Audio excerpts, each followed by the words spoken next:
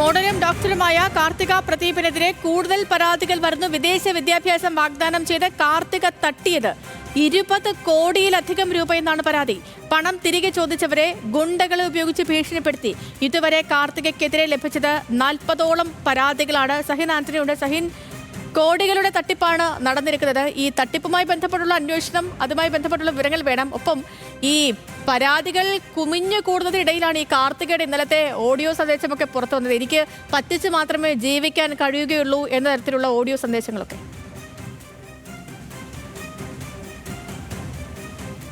തീർച്ചയായിട്ടും സേതു, ആ ഓഡിയോ കേട്ട് കഴിഞ്ഞാൽ സ്വാഭാവികമായിട്ടും നമുക്ക് ആളുകളുടെ പണവും തട്ടിയെടുത്തു പിന്നീട് അവരെ കോമാളിയാക്കുന്ന രീതിയിൽ സംസാരിക്കുകയും ചെയ്യുന്നു എന്നുള്ളതാണ്.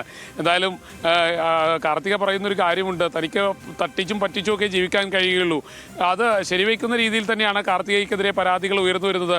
നിലവിൽ 40 പരാതികളാണ് കാർത്തികയ്ക്കെതിരെ ലഭിച്ചിരിക്കുന്നത്. ആ 40 പരാതികൾ എടുത്ത് നോക്കുകയാണെങ്കിൽ നമുക്കറിയാം ഓരോ ആളുകളിൽ നിന്നും 8-10 ലക്ഷം രൂപയാണ് ഇവർ വാങ്ങിയിരിക്കുന്നത്. അങ്ങനെ 20 കോടിയോളം രൂപ ഇവർ തട്ടിച്ചിട്ടുണ്ട്. എറണാകുളം സെൻട്രൽ പോലീസ് ഇത് സംബന്ധിച്ച് അന്വേഷണം നടത്തുകയാണ്. ഇവർ ഡോക്ടറാണെന്ന് സ്വയം അവകാശപ്പെടുന്നുണ്ട്. പക്ഷേ അത് പോലീസ് വിശ്വസിച്ചിട്ടില്ല. കാരണം യുക്രൈനിൽ നിന്നുമാണ് ഇവർ പഠനം നടത്തിയിരുന്നത്. ആ യുക്രൈൻ പഠനം നടത്തുന്ന കാലഘട്ടത്തിൽ ഇവരുടെ വിദ്യാഭ്യാസം അവസാനിപ്പിച്ചു എന്നുള്ള ഒരു തെളിവൊക്കെ പോലീസിന് ലഭിച്ചിട്ടുണ്ട്. അത് സംബന്ധിച്ചുള്ള ഒരു പരിശോധനയും പോലീസ് ആരംഭിച്ചു കഴിഞ്ഞിരിക്കുന്നു. എന്തായാലും ടേക്ക് ഓഫ് എന്ന് പറയുന്ന ഇവരുടെ സ്ഥാപനം വഴി വ്യാപകമായ തട്ടിപ്പ് ഇവർ നടത്തിയിട്ടുണ്ടെന്നാണ് പോലീസിന്റെ കണ്ടെത്തൽ. സേതു. ഓക്കെ സഹിൻ, ശരി.